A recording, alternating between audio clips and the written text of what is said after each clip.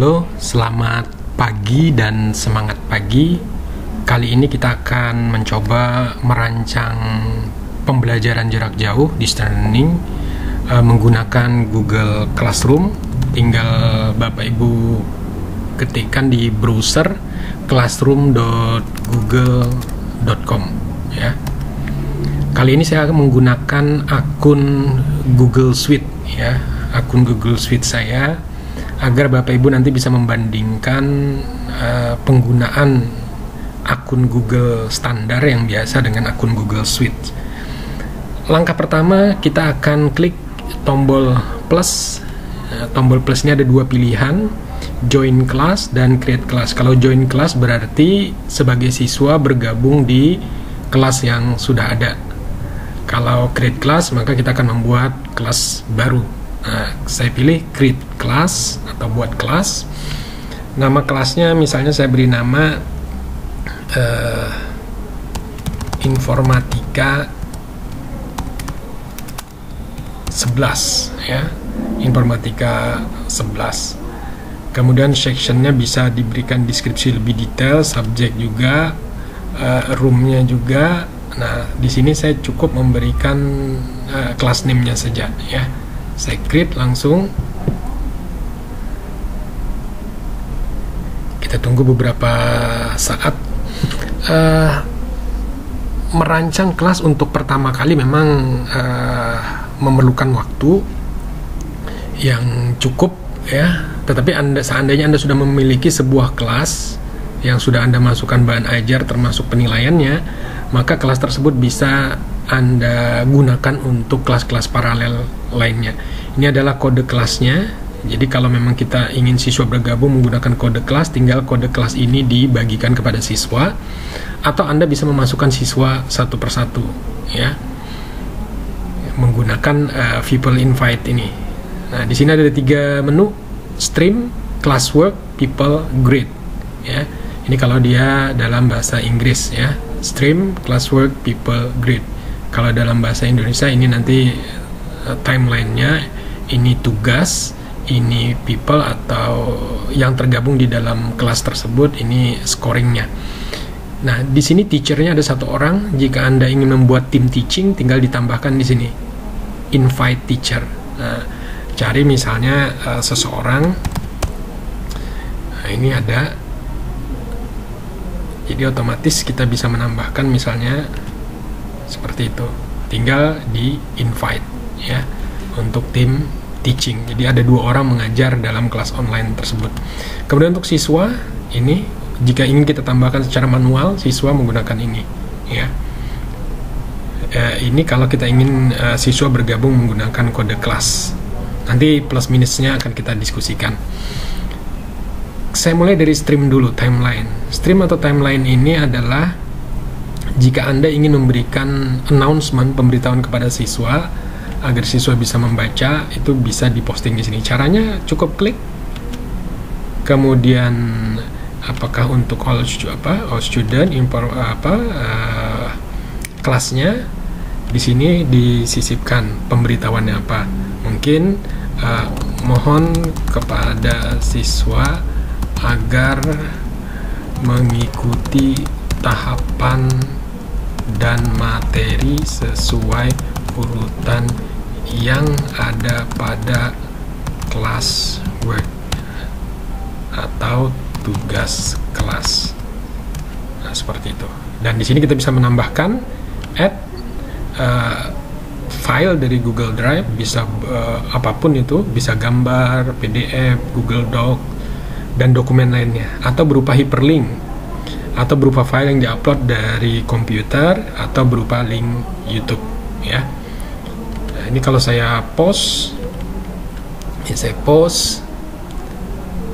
Nah, ini akan terpost di sini. Siswa pun dapat posting di sini, dapat melakukan posting di timeline ini, sehingga siswa lain bisa melihat dan siswa juga bisa menanggapi postingan ini ya. Kalau siswa yang menanggapi postingan ini, dia tinggal tambahkan klik di sini add class comment ya, kemudian kirim. Tapi jika kita ingin membatasi, di sini ada pilihan ya. Di pengaturan, saya akan masuk pengaturan Ini ada di pengaturan di bagian atas, saya klik. Di pengaturan ini di bagian bawah, oke, ini ada beberapa pengaturan, misalnya class code, ini kelas kodenya. Saya bisa disable kelas code ini, jadi orang yang ingin bergabung ke kelas ini harus ditambahkan secara manual.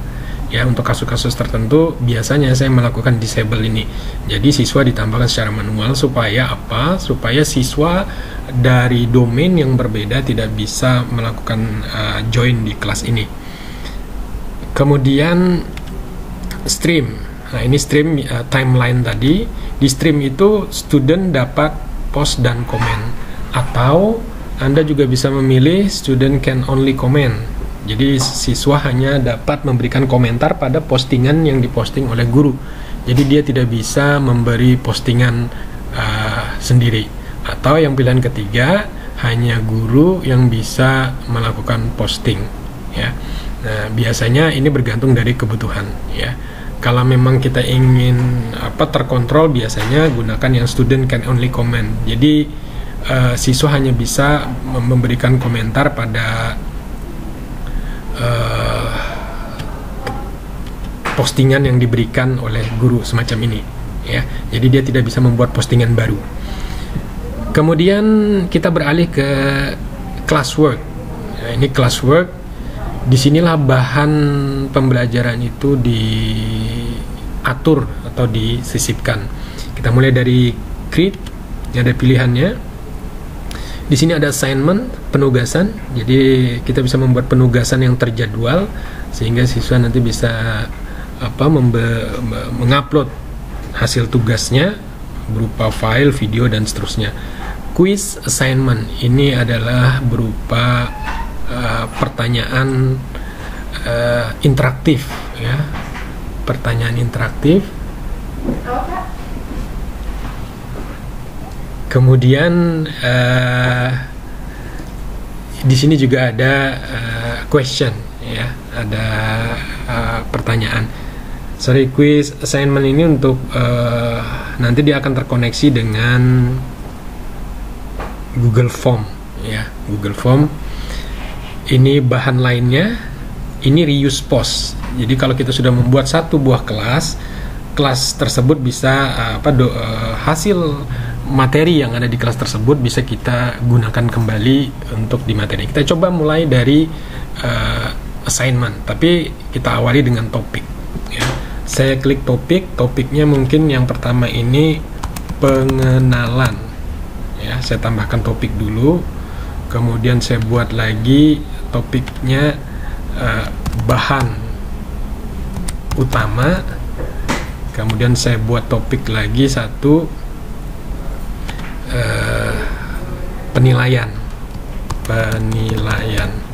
Jadi ada 3 buah topik, nanti bahan itu akan kita kelompokkan berdasarkan topik-topik tersebut. Kita mulai dari yang pertama, mungkin pengenalan. Ini urutannya saya rubah, tinggal diarahkan. Bahan utama ini diklik, kita geser ke urutan kedua. Nah, kemudian saya klik create, saya pilih bahan, material.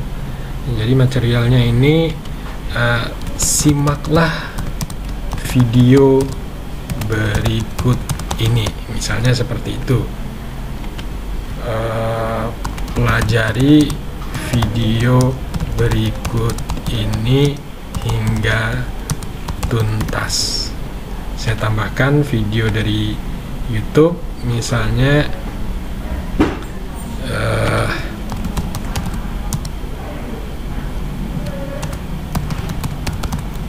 saya cari dari koleksi dokumen saya, misalnya ini ya. Saya klik, saya add videonya. Oke. Nah, materi ini saya akan rancang dengan sistem schedule, ya. Ini akan masuk di pengenalan, ya, topik pengenalan. Kalau saya klik pause, maka dia akan langsung bisa dilihat oleh siswa. Tetapi di sini saya akan buat schedule, misalnya schedule-nya akan tampil pada tanggal, hari ini tanggal 16, akan tampil pada tanggal 16 pukul Ini udah terlewat 8 AM, 13 PM ya. Saya atur ke 13.00 PM. Jam 1 saya schedule, artinya sekitar 50 menit yang akan datang materi ini baru bisa dilihat oleh siswa. Jadi ini dengan pola schedule. Begitu juga untuk yang seterusnya. Sekarang saya akan coba buat lagi satu untuk quiz assignment ya. Quiz assignment saya buat.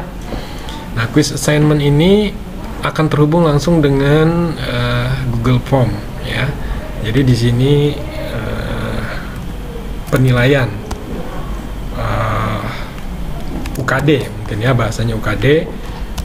Kerjakan soal jika Anda sudah mempelajari semua materi yang ada.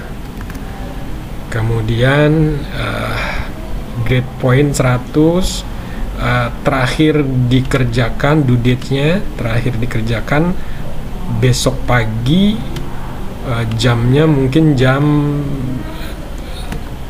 11 siang ya, jam 11 siang besok terakhir mengerjakannya. Kemudian topiknya masuk di penilaian. Ini rubrik ini biasanya diberikan jika soal-soal yang disajikan nanti berbentuk uraian atau isian atau bentuk lain yang memang memerlukan rubrik penilaian agar siswa bisa mengetahui tugas itu akan dinilai dengan model seperti apa ya. Nah, kemudian sama seperti tadi, kita akan buat schedule ya. Schedule-nya baru akan aktif malam ini, tanggal 16 jam 19.00 PM ya. Saya buat scheduling jam 19.00 PM. Kemudian kita akan masuk ke Google Form-nya. Nah, ini kita akan edit di sini. Edit. Oke, kemudian kita UKD ke 1 misalnya. Kemudian di sini pertanyaannya, siapakah saya? Di sini misalnya Budi, Tono, Iwan, Dia, Gondo, dan seterusnya. Bentuknya adalah multiple choice. Kita bisa memilih banyak bentuk di sini. Kemudian di sini wajib dijawab. Kemudian kunci jawabannya. Kita klik answer key-nya. Jika dia benar menjawab pilihan ganda ini, misalnya nilainya adalah 15 ya. Misalnya kuncinya itu adalah dua boleh ya. Jadi kuncinya ada 2 itu boleh. Jadi kalau kuncinya 2 misalnya C dan D itu boleh ya. Atau sementara saya buat 1 saja kuncinya semacam ini. Selesai dan cukup 1 soal misalnya dulu. Bagaimana kalau soal berbentuk equation? Tinggal Anda lakukan pakai snipping tool. Nah, ini jadi Anda bisa menggunakan snipping tool atau sejenisnya untuk capture gambar ya. Jadi bisa menggunakan contohnya ini snipping tool, diklik new. Nah, kita bisa membuat misalnya ini saya ingin cropping ini ya. Saya simpan, anggap sudah dijadikan gambar ya. Saya akan sisipkan sekarang. Saya akan sisipkan di sini. Ini gambar, saya klik. Oke, saya browse gambar tadi. Misalnya gambar tadi isinya adalah ini ya. Ini gambar ini misalnya. Kita tunggu. Kemudian dia akan terupload. Jadi misalnya pertanyaannya saya rubah. Dari tabel berikut, manakah yang dimaksud dengan angka kredit, misal seperti itu ya. Jadi ini bisa berupa tabel karena ini berbentuk gambar, bisa berupa equation dan seterusnya. Begitu juga untuk pilihan jawaban. Dan pilihan jawaban sekali lagi boleh lebih dari satu. Kemudian bentuknya tidak hanya multiple choice, Anda juga bisa membuat bentuk yang lainnya.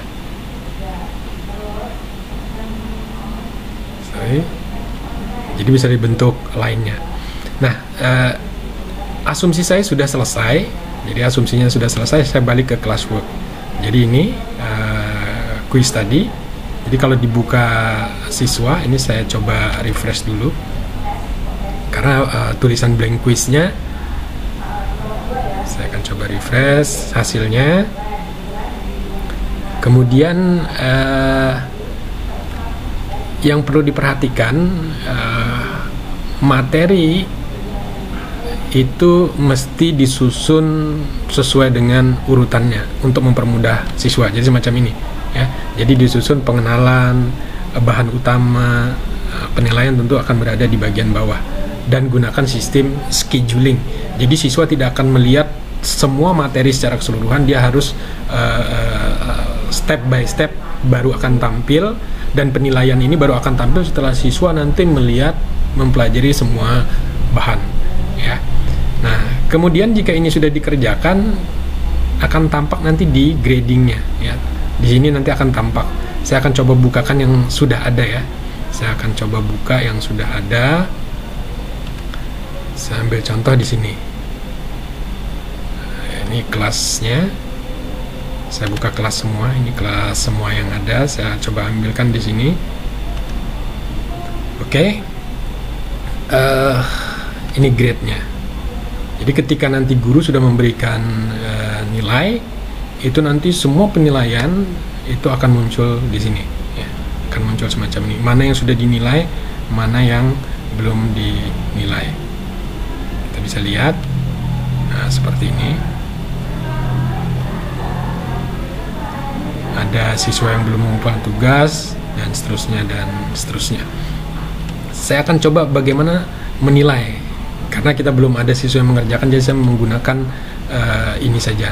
Jadi misalnya ini project digital class ya, di topik MIT Inventor, matrikulasi TIK, teknik komputer. Ini saya susun untuk keperluan 1 tahun ya. Ini masih ada view more ke bawah. Jadi kalau dilihat dari topiknya di sisi kiri di sini, ini topik-topiknya, analisis data, algoritma dan seterusnya. Saya akan masuk di ini. Saya klik. Di sini sudah siswa sudah menyerahkan 17 siswa sudah mengirim tugas. Kemudian saya ingin yang 17 ini saya nilai ya. Saya akan nilai, saya klik.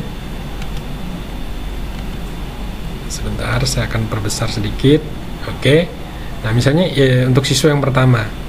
Siswa yang pertama nih, ini kalau saya klik, ini semua 17 itu akan tampil. Tapi ketika saya memilih siswa yang pertama ini, misalnya Andi Ardian ini, saya klik, maka yang tampil adalah pekerjaan Andi Andrian. Ini adalah project dia, ini adalah screenshotnya. Saya akan menilai dari screenshotnya. Misalnya saya klik, ternyata hasilnya adalah semacam ini. Kita akan lihat. Oke. Nah, ini hasilnya dari sisi tampilan oke. Saya akan nilai misalnya 100. Itu ya. Oke. Nah, ini sudah tersimpan. Ardian saya beri nilai 100 dan saya kasih nilai semua 100 karena sudah mengumpulkan tugas. Kemudian 2 orang ini bisa saya pilih ini ya. Kemudian saya return ini dikembalikan ke siswa supaya siswa bisa tahu dia sudah dinilai apa belum, dan kalau sudah dinilai berapa nilainya.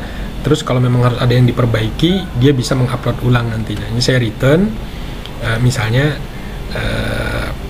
pekerjaan Ananda sudah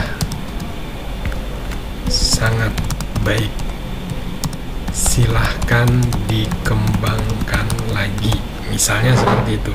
Saya klik return. ketika saya klik return, maka dua pekerjaan ini akan dikembalikan kepada siswa. Maksudnya dikembalikan di sini kita sudah selesai menilai. Dia akan ada di bagian bawah, akan masuk di grade, ya. Nah, di sini saya bisa mendownload semua nilai grade apa yang sudah diberikan penilaian. Download all grade as CSV. Jadi dalam bentuk Excel dia akan terdownload.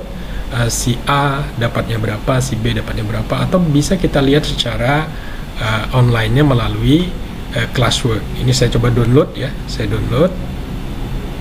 Kemudian di samping download saya akan lihat grade-nya. Grade-nya ini sudah ada nilai untuk dua orang tersebut, mestinya seperti ini. Nah ini, jadi dia mengumpul tetapi terlambat. Ini juga mengumpul tetapi terlambat. Nah ini ada nilai-nilai seterusnya, tinggal ditambahkan gitu. Nah, ini hasil downloadannya, misalnya saya klik.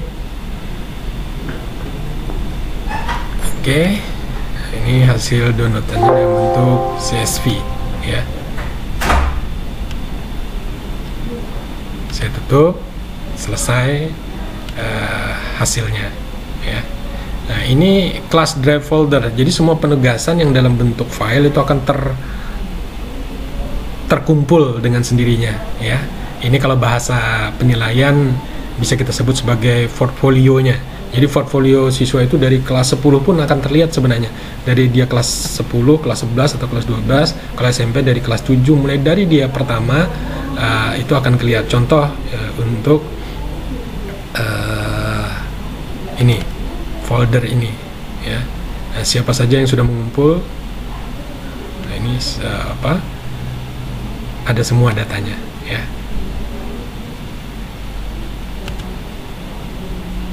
Di analisis data misalnya lagi. Nah, ini analisis data. Kita mempunyai koleksi dari penugasan siswa selama kurun waktu tertentu. Dan yang terakhir tentang people ya. Nah, salah satu kelebihan dari Classroom, Anda bisa menambahkan guardian, invite guardian. Ini bisa menambahkan orang tua, sehingga orang tua tahu ketika siswa tersebut sudah mengerjakan tugas atau belum. Akan ada pemberitahuan melalui email, atau ketika siswa tersebut sudah dinilai seperti tadi. Ini kalau kita tambahkan invite guardian-nya, kita masukkan email orang tua di sini apa ya. Kita masukkan email orang tua, maka dia otomatis akan mendapat pemberitahuan tentang perkembangan pembelajaran siswa tersebut. Demikian sekilas mengenai Google Classroom. Terima kasih.